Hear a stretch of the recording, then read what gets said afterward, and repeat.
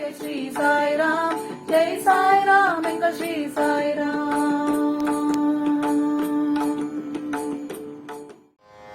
ஓம் சாய்ராம். சாய் அன்பர்களுக்கு என் பணிவான வணக்கங்கள்.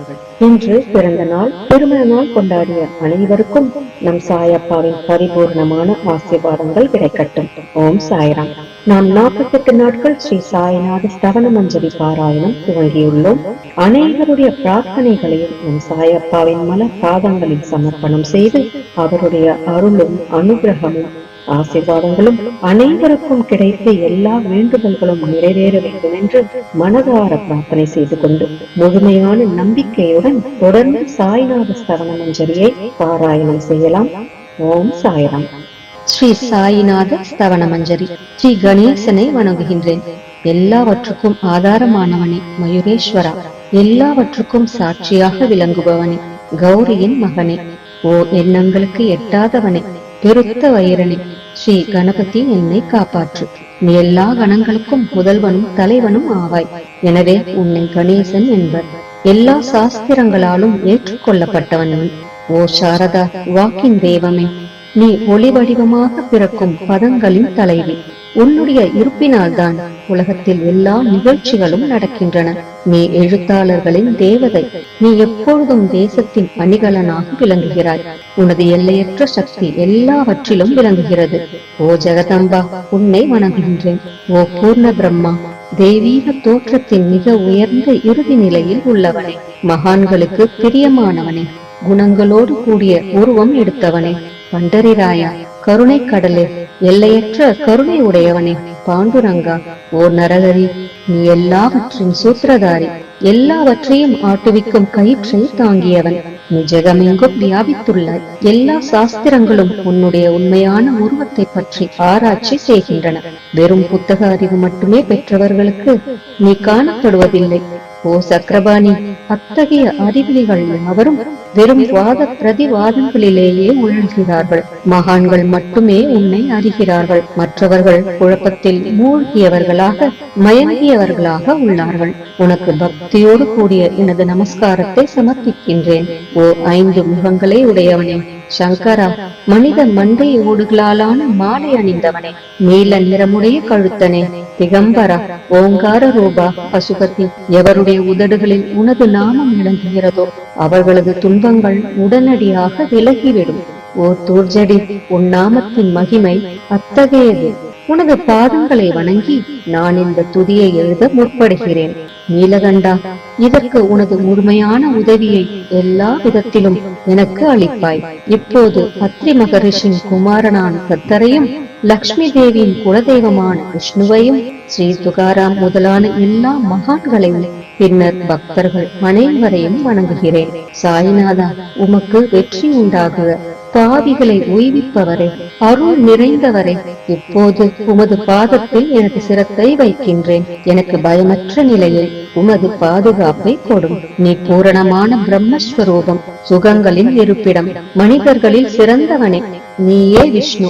எவருடைய பாதி உடலாக உமாதேவி இருக்கிறாளோ அந்த காமனை இருக்க சிவனும் நீயே. நீ மனித உருவெடுத்த பரமேஸ்வரன். நீ ஞான வானத்தின் கதிரவன். நீ கருணை கடல். நீ பிறப்பிறப்பாகிய பிணிக்கு மருந்து. நீ ஏழை எளியவர்களின் சிந்தாமணி. நீ உனது பக்தர்களை தூய்மைப்படுத்தும் கங்கா நதி. சம்சார கடலில் மூழ்குபவர்களுக்கு நீ ஓடம், அஞ்சுபவர்களுக்கு புகலிடம். இந்த பிரபஞ்சத்தின் மூல காரணமாக எந்த பரிசுத்தமான சைதன்யம் விளங்குகிறதோ ஓ கருணை கடலே, அது நீயே. இந்த பிரபஞ்சம் உனது ஒரு விளையாட்டு. நீ பிறவியற்றவர். உமக்கு இறப்பும் இல்லை. நன்கு ஆழ்ந்து விசாரித்து பார்த்து இறுதியில் அடையப்பட்ட முடிவு இது. பிறப்பு இறப்பு இவை இரண்டும் அஞ்ஞானத்தினால் தோன்றியவை. ஓ மகாராஜா, நீர் அவை இரண்டினின்றும் கொஞ்சம் கூட பற்றற்றவராக உள்ளீர். நீர் ஓடையில் வெளிப்பட்டது என்றால் அது அங்கேயே தோன்றியதாக ஆகுமா? முன்பே நீர் நிரம்ப உள்ளது, உள்ளே இருந்து வெளியே வந்தது அவ்வளவே. படுகையில் நீர் வந்தபோது அதற்கு ஓடை என்று பெயர் ஏற்பட்டது. நீர் இல்லாவிடு அது வெறும் படுகையே. பெருகுவது வற்றி விடுவது பற்றி நீர் சற்றும் பொருட்படுத்துவதே இல்லை.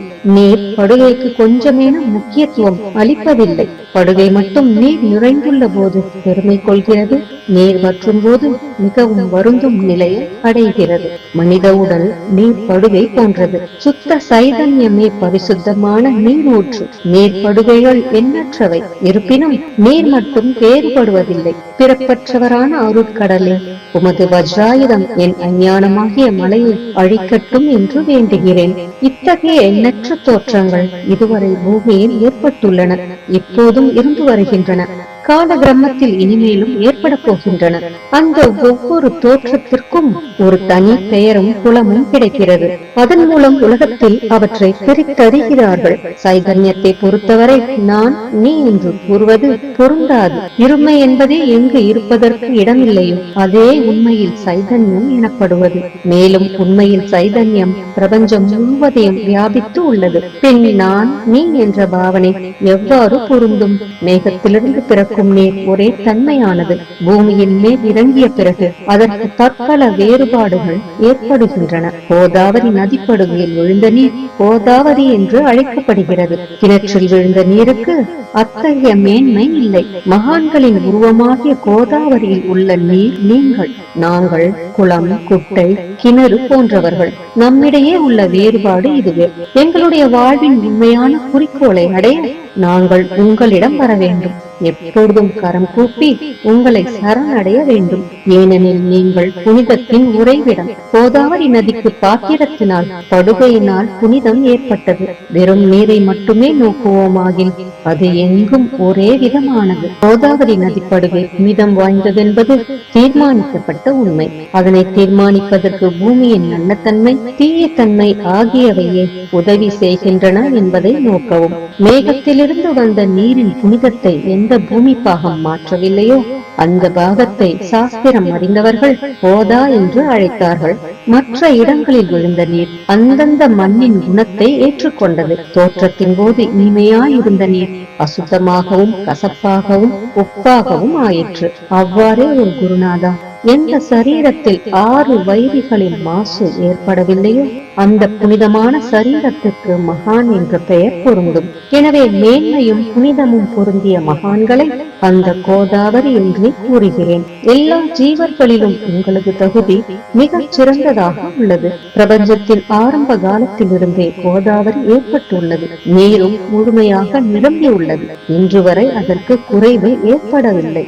ராவணனுடைய வைரி கோதாவரியின் கரைக்கு வந்தபோது இருந்த அதே நீர் இன்று வரை எவ்வாறு இருக்கும் என்று பாருங்கள். படுகை மட்டும் அதே. நீர் கடலை அடைந்தது. மேற்படுகையின் புனிதத்தன்மை மட்டும் இன்று வரை நிரந்தரமாக உள்ளது. ஒவ்வொரு ஆண்டும் பழைய நீர் சென்று புதிய நீர் படுகையின் உள்ளே வருகிறது. பாபா அதே நியாயம் உங்களுக்கும் பொருந்தும். ஒவ்வொரு நூற்றாண்டும் ஓர் ஆண்டை போலவும் அந்த நூற்றாண்டில் தோன்றிய சாதுக்கள் நீரை போலவும் அவர்களும் மிக பெரிய மகான்கள் அலைகள் போலவும் உவமிக்கப்படுகிறார்கள். இந்த மகான்களின் உருவமாகிய கோதாவரியில் முதல் ஆண்டில் சனகர், சனந்தனர் முதலியோரின் வெள்ளம் ஏற்பட்டது. பின்னர் நாரதர், தும்புரு, பிரகலாதன், பலிராஜா, சபரி, அங்கதன், வாயுகுமாரன், விதுரர், கோபர்களும் கோபிகைகளும் தோன்றினர். இவ்வாறு இன்று வரை ஒவ்வொரு நூற்றாண்டிலும் ஒன்றன் பின் ஒன்றாக மகான்களின் வெள்ளம் ஏற்பட்டு வந்துள்ளது. நான் அதனை வர்ணிப்பதற்கு இயலாதவனாக உள்ளேன். ஓ சாயிநாதா, இந்த நிகழும் நூற்றாண்டில் மகான்களின் தோற்றமாகிய கோதாவரியில் நிச்சயமாக உமது வெள்ளம் வந்துள்ளது. எனவே உனது திவ்ய சரணாரவிந்தங்களுக்கு வந்தனை செய்கிறேன். மகாராஜா, எனது துர்குணங்களை கொஞ்சம் கூட பொருட்படுத்த வேண்டாம். நான் ஏழை, எளியவன், அஞ்ஞானி, பாவிகளுக்குள்ளே தலை சிறந்தவன், எல்லா துர்குணங்களும் பொருந்தியவன். ஆனால் என்னை நிராகரிக்க வேண்டாம். பரிசக்கள் இரும்பினுடைய குறைகளை பொருட்படுத்துவதில்லை. கோதாவரி நதி தன்னை அடைந்த கிராமத்து சிறு ஓடைகளை திருப்பி அனுப்புவதில்லை. உங்களுடைய அருள்நோக்கை செலுத்தி என்னிடமுள்ள எல்லா தீய குணங்களையும் விரைவாக அழித்து விடுங்கள். அடியேனுடைய வேண்டுதல் இதுவே. பரிசுகளின் தொடர்பு ஏற்பட்டும் இரும்பின் இரும்புத்தன்மை அழிக்கப்படாவிட்டால் குருநாதா, அது பரிசுகளின் பெருமைக்கு இழுக்கு. என்னை பாவியாகவே இருக்கும்படி வைக்காதீர். தாங்கள் தாழ்வும் அடைய வேண்டாம். நீங்கள் பரிசுகள், நான் இரும்பு. எனது அவமானம் உமதே என்பதை பாருங்கள். குழந்தை எப்பொழுதும் தவறுகள் செய்கிறது, ஆனால் தாய் சினம் கொள்வதில்லை. இதை நினைவில் கொண்டு எனக்கு உங்கள் அருளாகிய பிரசாதத்தை அளிப்பீராக. ஓ சத்குரு சாய்நாதா, நீயே எனது கற்பகத்தரு. சம்சார சாகரத்தை கடக்க உதவும் சிறந்த படகு நிச்சயமாக நீயே. நீ காமதேனு, சிந்தாமணி, நீ ஞான வானத்தின் கதிரவன். நற்குணங்களின் பெரும் சுரங்கம். சுவர்க்கத்திற்கு செல்ல உதவும் படிகளும் நீயே. ஓ புண்ணியங்களின் இருப்பிடமே, சுத்திகரிப்பவரை, சிறந்தவரே. ஓ சாந்தமூர்த்தி, ஆனந்தத்தின் உறைவிடமே, பிரம்மஸ்வரூபா, பரிபூரணனே, வேறுபாடு அற்றவனே, ஞான கடலே. ஓ ஞானத்தின் உருவமே, மனிதர்களில் சிறந்தவனே, பொறுமை, சாந்தி ஆகியவற்றின் உறைவிடமே, பக்தர்களின் இளைப்பாறும் இடமே, என்பால் மகிழ்வு நிறைந்த உன் அருள் நோக்கை செலுத்து. சத்குரு மச்சீந்திரரும் நீயே, மகாத்மா ஜாலந்தரரும் நீயே. நீயே நிவృத்திநாதரும் ஞானேஸ்வரரும் ஆவாய். கபீர், ஷேக் முகமது, ஏசுநாதர் ஆகியோரும் நீயே. நீயே போதலாவும் சாவத்தாமாலியும் உண்மையில் ராமதாசரும் நீயே. சாயிநாதா, நீயே துகாராம், சகாராம் மகாராஜும் மாணிக்க பிரபுவும் நீயே. உமது இந்த அவதாரம் உண்மையில் அறிய முடியாத விதமாக உள்ளது. தங்களுடைய ஜாதியை பற்றி எவரும் அறிந்து கொள்ளும்படி தாங்கள் விடவில்லை. சிலர் உங்களை முஸ்லிம் என்கின்றனர், சிலர் அந்தனர் என்கின்றனர். கிருஷ்ணனுக்கு சமமான லீலைகளை தாங்கள் செய்கிறீர்கள். ஸ்ரீ கிருஷ்ணனை பார்த்து பலரும் பலவிதமாக பேசினர். சிலர் எதுகுலத்து அரிய ஆபரணம் என்றனர், சிலர் இடையன் என்றனர். யசோதை மென்மையான குழந்தை என்றான். கம்சன் மகா காலன் என்றான். உத்தவர் அன்பு வடிவானவன் என்றார். அர்ஜுனன் பூர்ண ஞானி என்றான். அவ்வாறே தங்களை பற்றியும் தத்தமது மனதில் நிச்சயப்படுத்தியதற்கு தக்கபடி அவரவர்கள் அழைக்கின்றனர். மசூதி உங்களது இருப்பிடம். உமது காதுகள் குத்தி இருக்கப்படவில்லை. உங்களது பாதியா சடங்கையும் பார்த்துவிட்டு உங்களை முஸ்லிம் என்று கூறுவது பொருத்தமாகவே உள்ளது. அவ்வாறே கருணை வடிவான உமது அகம் வழிபாட்டை பார்த்து நீங்கள் இந்துதான் என்று எங்கள் மனதில் நிச்சயம் ஏற்பட்டது. ஆனால் வெளி விவகாரங்களில் உள்ள இத்தகைய வேறுபாடுகளை தர்க்கவாதிகளே விரும்புவார்கள். உண்மையான ஞானத்தில் ஆர்வமுள்ள பக்தர்கள் அவற்றுக்கு முக்கியத்துவம் அளிக்க மாட்டார்கள். நீங்கள் பிரம்மத்தின் நிலையில் விளங்குகிறீர்கள். உங்களுக்கு ஜாதியும் கோத்திரமும் இல்லை. நீர் எல்லோருக்கும் குருமூர்த்தியாகவும் ஆதி காரணமாகவும் உள்ளீர். முஸ்லிம் இந்துக்களிடையே பகைமை ஏற்பட்டதால் அவர்களை ஒற்றுமைப்படுத்துவதற்காக மசூதி, அக்னி இரண்டையும் ஏற்று பக்தர்களுக்கு உங்கள் லீலையை காட்டினீர்கள். தாங்கள் ஜாதி மதங்களுக்கு அப்பாற்பட்டவர். நீங்கள் பிரம்மமே. உண்மையில் நீங்கள் அது தத்துவமசி. நீங்கள் உண்மையில் தர்க்கங்களுக்கு அப்பாற்பட்டவர். உங்கள் முன்னால் எவ்வளவோ தர்க்க விதர்க்கங்கள் நிகழ்ந்தன. அங்கே எனது சாதாரண மொழிகள் எப்படி ஏற்படும்? ஆனால் உங்களை பார்க்கும்போது என்னால் மௌனமாக இருக்க முடியவில்லை. துதி செய்வதற்கு உலக வழக்கில் பதங்களே சாதனமாக உள்ளன.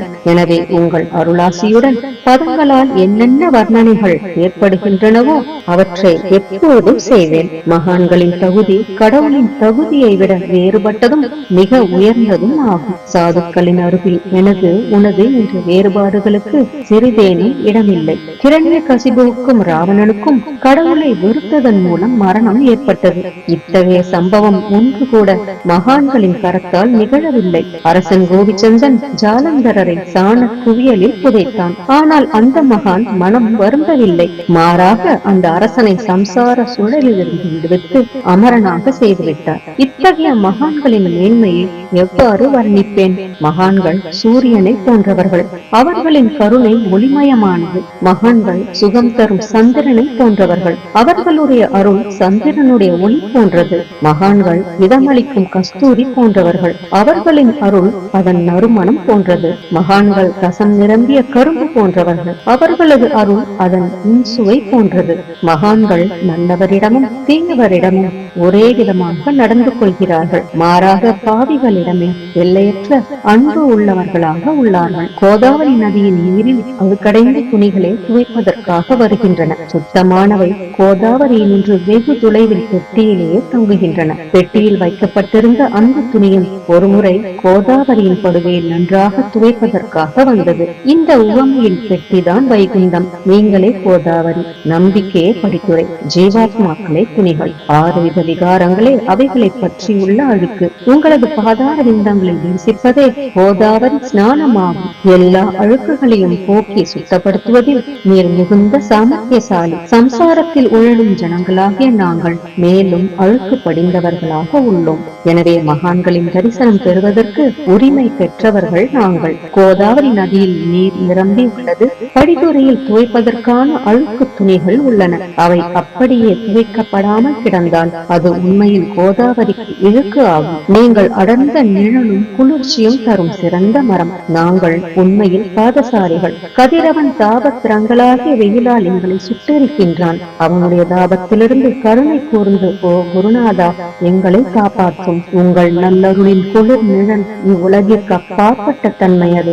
மரத்தின் அடியில் அமர்ந்ததும் ஒருவன் மேலிருந்து வெயிலை உணர்வானாகில் அந்த மரத்தை எவர் நிழல் தரும் மரம் என்று கூறுவர். உமது அருளின்றி உலகில் நன்மை என்பது ஏற்படுவது இல்லை. தர்மத்தை நிலைநிறுத்துவதற்காக சேஷசாய் அர்ஜுனனுக்கு நண்பன் ஆனான். விபீஷணன் சுக்ரீவனுடைய அருளினாலேயே அரசன் ஸ்ரீராமனின் அருகாமையை அடைந்தான். மகான்களின் மூலமாகத்தான் ஸ்ரீஹரி மேன்மை அடைந்தார். எந்த பிரம்மத்தை பற்றி வேதங்களில் கூட வர்ணிக்கப்படவில்லையோ அத்தகைய பிரம்மத்தை உலகத்தில் சகுனமாக செய்து வெட்க வைத்தார்கள் மகான்கள். தாமாஜி என்ற பக்தர் வைகுந்தபதியும் ருக்மணிவரனுமாகிய இறைவனை ஒரு மகான் தாழ்ந்த குலத்தவனாக உருவெடுக்கும்படி செய்தார். சோகமேலா என்ற பக்தர் ஜெகதாத்மா ஆன இறைவனை தமது எருமைகளின் சவத்தை எடுக்கும்படி செய்தார். மகான்களின் பெருமையை உணர்ந்த ஜெகஜீவனாகிய இறைவன் அவர்களுக்காக தண்ணீரும் சுமந்தான். உண்மையில் மகான்கள் சச்சிதானந்த பிரபுவாகிய இறைவனின் எஜமானர்கள் ஆவார்கள். இப்போது அதிகம் சொல்வதற்கு எனக்கு வரவில்லை. நீயே எங்களுடைய தாயும் தந்தையும். ஓ சத்குரு சாய்நாதா, ஷீரடி கிராமத்தில் வசிப்பவரே, பாபா உமது லீலைகளின் உண்மையான பொருளை எவரும் அறியவில்லை. அவ்வாறிருக்க எனது வெற்று வார்த்தைகள் எவ்வாறு அவற்றை விளக்க முடியும் சொல்லுங்கள். ஜீவன்களுக்கு உய்வளிக்கும் பொருட்டு தாங்கள் ஷீரடியில் வந்தீர்கள். அகல்களில் நீரூற்றி விளக்கேற்றி நீங்கள் எரிய வைத்தீர்கள். 7 சான் நீளமுள்ள குறுகிய மரப்பலகையை நீங்கள் படுத்துக் கொள்ளும் கட்டிலாக்கி உங்கள் யோக சாமர்த்தியத்தின் சக்தியை பக்தர்களுக்கு காட்டினீர்கள். அநேக பெண்மணிகளின் மலட்டு தன்மையை நீக்கி அருளினீர்கள். எத்தனையோ வியாதிகளை உதியின் மூலம் குணப்படுத்தினீர்கள். இவ்வுலக சம்பந்தமான துன்பங்களை நீக்குவது உமக்கு ஒரு பொருட்டே அன்று. யானை ஒன்று எறும்பை ஒரு சுமையாக எவ்வாறு கருதும்? இப்போது குருராயா, இந்த எளியவன் பால் கருணை காட்டுவீராக. நான் உமது பாதங்களை அண்டியுள்ளேன். என்னை திருப்பி அனுப்பிவிடாதீர்கள்.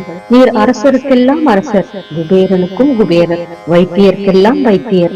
உங்களை விட சிறந்தவர் எவரும் இல்லர். மற்ற தெய்வங்களை பூஜிப்பதற்கு அதற்கு தகுந்த சிறப்பு உபகரணங்கள் உள்ளன. ஆனால் உம்மை பூஜிப்பதற்கு உலகில் பொருட்களே இல்லை. சூரியனுடைய இல்லத்தில் தீபாவளி பண்டிகை வந்ததென்றால் எப்பேற்பட்ட பொருட்களை கொண்டு அதை கொண்டாடுவோம். சமுத்திரத்தின் தாகத்தை தீர்க்க இப்புவியிடத்தில் நீர் இல்லை. நெருப்பை உஷ்ணப்படுத்த எங்கிருந்து அக்னி கொண்டு வருவது? ஓ ஸ்ரீ சமர்த்தா குருநாதா, பூஜைக்குரிய பொருட்கள் யாவும் உண்மையில் உமது ஆத்மாவின் அம்சமாய் உள்ளன. மேற்கூறப்பட்டவை எல்லாம் தத்துவருஷ்டியால் கூறப்பட்ட பேச்சுக்களே அன்றி என் மனதில் அனுபவத்தால் ஏற்பட்டவை அன்று. அனுபவம் இன்றி கூறப்படும் பதஜாலங்கள் வீணே போகட்டும். உலக வழக்கத்தின்படி உமக்கு நான் பூஜை செய்யலாம் என்றால் அதனை செய்வதற்கு தேவையான திறமை எனக்கு இல்லை எனது குருநாதா. பலவித கற்பனைகள் செய்து உமக்கு பூஜை செய்கிறேன். அருள் மிகுந்தவரே, அடியேனுடைய அத்தகைய பூஜையை ஏற்றுக்கொள்வீராக. இப்போது அன்பு கண்ணீரால் உமது பாதங்களை கழுவுகிறேன். உண்மையான பக்தியாகிய சந்தனத்தை அரைத்து உமக்கு பூசுகிறேன். எனது அழகிய பதங்களாகிய இந்த கவனியை உமக்கு அணிவிக்கின்றேன். பிரேமை என்ற மலராகிய மாலையை உமது கழுத்தில் அணிவிக்கின்றேன். எனது துர்க்குணங்களாகிய தூபத்தை உமக்கு முன்பு எரிய விடுகிறேன். அது மிக தீய பொருளாயினும் அதனின்று தீய வாசனை எழுவதில்லை. சத்குருவுக்கு முன்பு அன்று வேறு எங்கெங்கு தூபம் எரியவிடப்படுகிறதோ அங்கெல்லாம் தூப பொருளுக்கு ஏற்படும் நிலை வருமாறு தூப திரேவத்திற்கு அக்னியின் ஸ்பரிசம் ஏற்பட்ட மாத்திரத்தில் அதனது நறுமணம் என்ற நல்ல குணம் அதனை விட்டு விட்டு சென்று விடுகிறது. உமது எதிரே இதற்கு மாறாக நிகழ்கிறது. தீய தன்மைகள் அக்னியில் எரிந்து விடுகின்றன. உலகம் பார்த்து மகிழும்படி சத்குணம் எவ்வித குறைவின்றி தங்கிவிடுகிறது. மனிதனுடைய தீய குணங்கள் யாவும் இருந்த பின் மனம் மாசற்றதாகிறது. கங்கையுள்ள மாசுகள் நீங்கியவுடன் அவள் இயல்பாகவே புனிதம் அடைகிறாள். மாயை மோகம் என்ற தீபத்தை உனக்கு சுற்றுகிறேன். அதன் மூலம் எனக்கு வைராக்கியம் என்ற ஒளி கிடைக்கும். உனக்கு அமர்வதற்கு சுத்தமான நம்பிக்கை என்ற சிம்மாசனத்தை அளிக்கிறேன். அதனை ஏற்று பக்தி என்ற நைவேத்தியத்தையும் எடுத்துக் கொள்வாயாக. பக்தி நைவேத்தியத்தை நீ உண்டுவிட்டு அதனது ரசத்தை எனக்கு கொடு. ஏனெனில் நான் உனது பச்சிலம் குழந்தை. உனது பாலில் எனக்கு உரிமை உண்டு. எனது மனதை உனக்கு தட்சணையாக அர்ப்பணிக்கிறேன். அதனால் கர்த்தத்துவம் என்பது எந்த விதத்திலும் என்னிடம் இருக்காது. இப்போது பிரார்த்தனையோடு உனக்கு சாஷ்டாங்க நமஸ்காரம் செய்கிறேன். ஓ புண்ணிய ஸ்லோகா சாய்நாதா, அதனை தாங்கள் ஏற்றுக்கொள்வீராக. பிரார்த்தனாஷ்டகம்.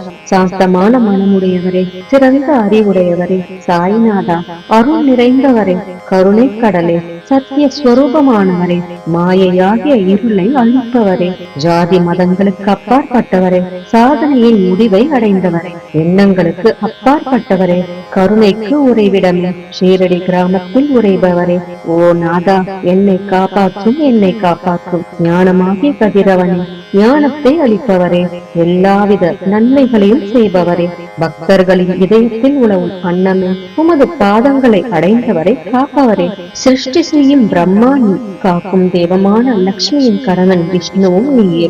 உண்மையில் உலகங்களை லயமடைய செய்யும் ருத்ரனும் நீயே. நீர் இல்லாத இடம் இவ்வுலகத்தில் எங்கும் இல்லை. சாய்நாதா, நீர் எல்லாம் அறிபவர், எல்லோரின் இதயத்திலும் உறைபவர். எனது எல்லா குற்றங்களையும் மன்னிக்க வேண்டும் என்று வேண்டுகிறேன். பக்தியின்மை, சந்தேகங்கள் போன்ற அலைகளை விரைவில் நீக்குவீராக. நீர் பசு, நான் பச்சிலங்கன்று. நீர் சந்திரன், நான் சந்திரகாந்தக்கல். உங்கள் பாதங்கள் கங்கா நதியின் ஸ்வரூபமானவை. அவற்றை நான் பக்தியோடு வணங்குகிறேன். இப்போது உமது அடைக்கலம் அளிக்கும் அருள்மயமான கரங்களை எனது சிரத்தின் மேல் வைப்பீராக. எனது வருத்தங்களையும் கவலைகளையும் நீக்குவீராக. இந்த கணு தங்கள் பணியாளன். இந்த பிரார்த்தனாஷ்டகத்தை கூறி நான் சாஷ்டாங்க நமஸ்காரம் செய்கிறேன். எனது பாவங்களையும் துன்பங்களையும் ஏழ்மையையும் உடனடியாக நீக்குவீராக. நீர் பசு, நான் கன்று. நீர் தாய், நான் குழந்தை. என் விஷயத்தில் மனதில் கடினம் கொள்ள வேண்டாம். நீர் மலையகிரியில் உள்ள சந்தன மரம், நான் முள்ளடர்ந்த புதர். நீர் புனிதமான கோதாவரி நீர், நான் பெரும் பாவி. ஓ குருநாதா, உமது தரிசனம் ஏற்பட்ட பிறகும் என்னிடத்தில் உள்ள துர்குணம் என்ற மாசு அவ்வாறே தங்கி இருக்குமாகில் உம்மை சந்தனம் என்று எவர் கூறுவர்? கஸ்தூரியின் அண்மையை அடைந்த மண்ணும் உயர்வாக மதிக்கப்படுகிறது. மலர்களின் அண்மையால் மாறும் தலையில் உயர்ந்த இடத்தை பெறுகிறது.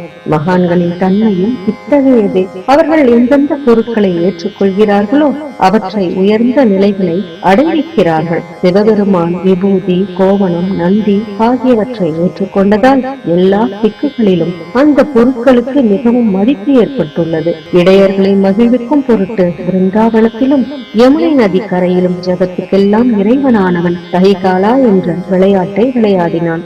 ஞானிகள் அவ்விளையாட்டையும் உயர்வாக மதிக்கிறார்கள். அவ்வாறே நான் துராசாரியாயும் உம்மை அடைந்துள்ளேன். ஓ குருநாதா, எனவே இதை பற்றி உள்ளத்தில் எண்ணி பாரும். ஓ குருராயா, இகத்திலும் பரத்திலும் எந்தெந்த பொருட்களை சுகமென்று என் மனம் சந்தேகமர கருதுகின்றதோ அவற்றையெல்லாம் நிறைவேற்ற வேண்டும். உமது கருணையினால் இவ்வாறு செய்துவிடும். எனது மனதை அடக்கிவிடும். சமுதிரத்தை இனிமையாக செய்துவிட்டால் பிறகு உப்புத்தன்மையை பற்றிய பயம் இல்லை. சமுதிரத்தை இனியதாக்கும் சக்தி உண்மையில் உமக்கு உண்டு. எனவே தாஸ்கனுவின் இந்த வேண்டுதலை நிறைவேற்றுவேன். என்னிடம் என்னென்ன குறைகள் உள்ளனவோ அவை அனைத்தும் உமதே. சித்தர்களுக்கெல்லாம் அரசனான உமக்கு குறை என்பது பொருந்தாது. இப்போது அதிகமாக சொல்வது எதற்காக?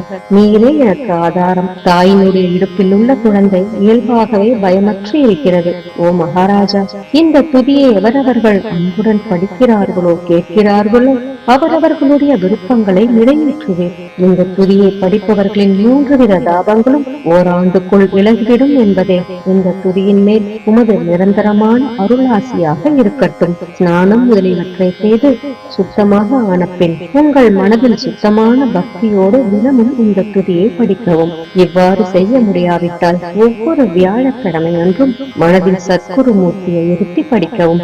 அதுவும் கூட இயலாவிடில் ஏகாதசி தோறும் அதன் விளைவுகளை பார்ப்பதற்காக இந்த துதியை படியுங்கள். துதியை படிப்பவர்களுக்கு இறுதி கணத்தில் உயர்ந்த நிலையில் குருமூர்த்தி அளிப்பார். நான் சொல்வதை கேட்டுக் கொண்டிருப்பவர்களே, இவ்வுலகில் ஆசைகளை அவர் விரைவில் நிறைவேற்றுவார். இந்த துதியை பாராயணம் செய்வதால், மீண்டும் மீண்டும் படிப்பதால் முட்டாள்கள் அறிவாளிகள் ஆவார்கள். எவருக்காயினும் வாழ்நாள் குறைவாக இருப்பின் அவர்கள் இதை படிப்பதால் 100 ஆண்டு ஆயுள் உள்ளவர்கள் ஆவார்கள். இந்த துதியை படிப்பதால் செல்வத்துக்கு குறைவு இருந்தால் குபேரன் அவர்களது இல்லத்துக்கு வந்து பணி செய்வான். இது சத்தியம் என்று மும்முறை உரைக்கின்றேன். சந்ததி அற்றவர்களுக்கு இந்த துதியை படிப்பதால் குழந்தை செல்வம் கிட்டும்.